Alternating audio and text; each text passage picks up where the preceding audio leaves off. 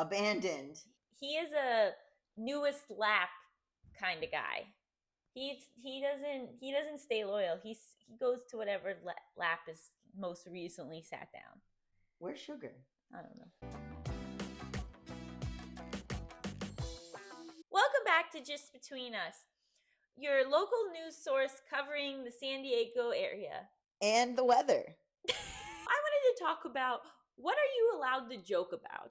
Because some of you might know about the comedian Matt Rife, who blew up on TikTok, got a huge audience, mostly of women. Yeah. Then went on his Netflix special, opened with a domestic violence joke to prove that he was making jokes not for the ladies. So then when people were mad at him, he apologized by linking to a page for people to buy special helmets.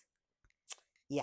Which is horrible. Horrible. But also, the jokes are not funny. Well, so here's the thing. Ladies, and I blame the ladies. Oh, wow. This is the trajectory of male comedian. Mm-hmm.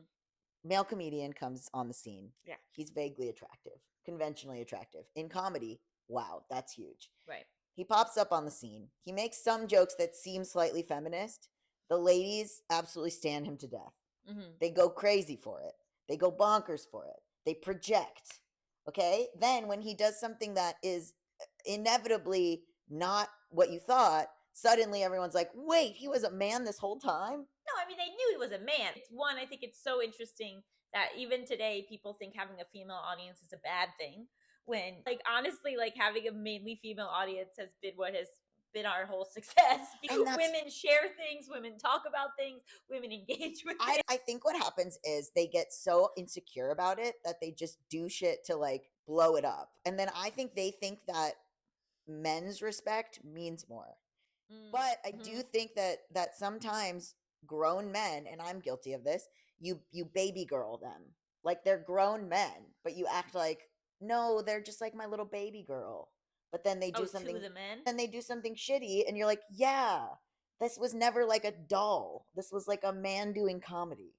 Well, I saw an interesting TikTok with Anthony Jeselnik. You got it. Really? Yeah. Where he was basically saying, like, if it was funny, you would get away with it. Which was, like, an interesting point of view, where he wasn't like, it's not so much that, like, you can't say certain things, but if you pull it off correctly, people are laughing. They're not mad at you. And I thought that was, like, a really interesting way to think about it. But I will say there are some jokes that some people are going to find funny and some people are going to find offensive. Of course. So I just wanted to, like, get your take on, like, where you think that line is and how much you think that line matters. One, I think it matters if you have a majority audience of a certain type that then you destroy, right? Mm-hmm. So, like, if his audience was always going to be like terrible dudes, then nobody would have cared, because there would be nobody be disappointed in him.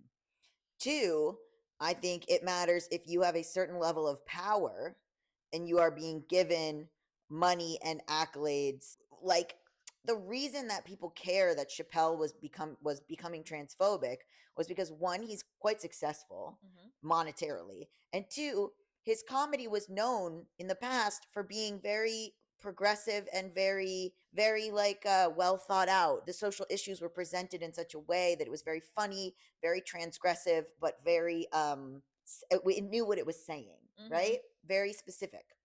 Then for him to come out and be like, now I hate trans people, in ways that aren't even funny is bizarre. But if you hopped on the scene sort of as a guy who's like, I suck and I do sucky shit, like, your audience was always going to be that, you know? I guess the way I feel about it is I don't think that there are certain topics that are off limits. I think there are certain topics that are off limits for certain people. And if they aren't off limits for them, you want them to at least present them in a way that is on par with what you're used to with their comedy. But, like, what I'm saying is, like, I think you can only make fun of groups you're a part of. Yes, you can only make fun of certain life experiences that you've had. That, but also I think you can talk about not make fun of, you can talk about certain topics if the joke is on you, if that makes sense. Yeah. Like, I've seen people make very good trans jokes, cis people, but the joke is on them. What's one of them? Gondelman has a really fun one that's about me. What is it? I don't want to ruin his joke. But it's basically about how he's straight, but he has to tell people he has an ex-boyfriend, and it makes him seem cooler than he actually is. Yeah. Like, and he ran that by me, and I was like, yeah, I love it. There was one that was like a guy talking about being interested in a trans woman. I'll put who it was. I'll put who the joke was here. There's like, but she used to be a dude, and it's like, okay, she used to be a baby. Everyone used to be babies. Do you want to fuck a baby? No, I want to fuck the person now. Like, yeah, it's like what is your relationship to the joke? Like if it's a joke where you're not a part of the group, you're not a part of the event, yeah, or the life experience, and then it's you making fun of that. That's, right. Like, I mean, good luck making it funny, but it probably won't be that funny because I feel like we're over the humor of just like shitting on things. On The Bachelor in Paradise, they did a roast, right? Now, the thing about a roast that I see people fucking up roasts all the time. Oh, yeah, you're just on the streets finding roasts and people are fucking up. The way I see people not doing a good job is that you can't just go hard and shit on someone.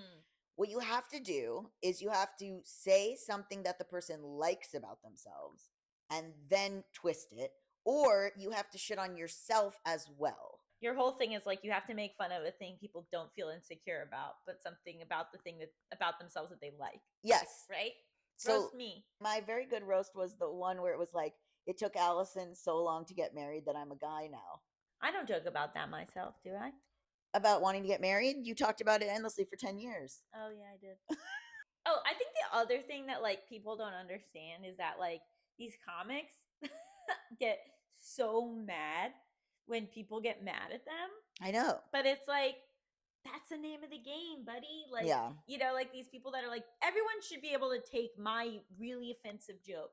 But then you can't say anything mean about me or that's not nice. Well, yeah, freedom of speech isn't freedom from consequences. Right. Trust me, girlies, I know. I just always weigh, I'm like, is it funnier than the risk? And it's almost never funnier than the risk. Think about the worst case scenario, and if you can't stand by the worst case scenario, then don't do it. Mm-hmm. I feel bad in the sense because I think there used to be a culture where it was open mics or people were trying stuff out. It wasn't going well. They moved on. Now things get filmed, etc., etc. But if it's made it all the way to your Netflix special, you want people to see it. You want people to see it, yeah. One thing that's been happening to me lately is I figured out how to get back onto my Facebook. Oh, no. And so I go on and every day it'll show me like a memory. And the way that I used to write on Facebook is so embarrassing.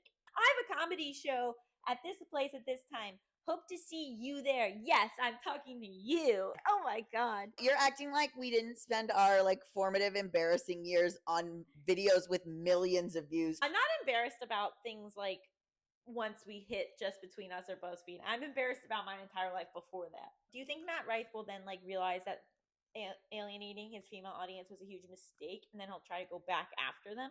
No, I don't think they'll let him. This is the thing, is that after these like comedians get like cancel cultured, then they just go on Joe Rogan, and then Joe Rogan just puts them on every day, and that's the #1 podcast, and then they don't have any consequences. Went on Peterson's podcast. Yeah, obviously. You just get like, you did that circuit of stuff. Now, honestly, pretty lucrative. Imagine if I was the one trans guy and I just went and I was like, and I just became super transphobic and like, and super like right wing. And I would be so famous because I would be like the token. I would be like the one trans guy. Like they would put me on everything. Like what would your stance be about your transphobia?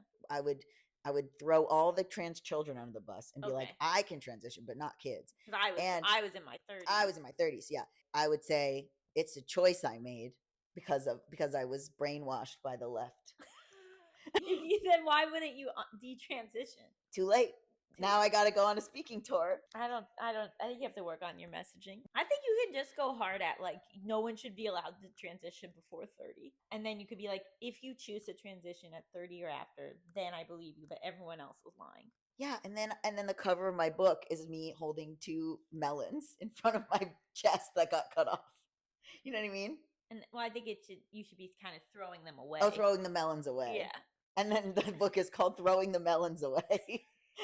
Because look, it's oversaturated. Now you seem to be doing it because you think it will be successful. I'm saying do it as a troll. But at what point does a troll become your main moneymaker, Ben Shapiro? You're not embarrassed about anything we did on BuzzFeed? No. Roll the tapes.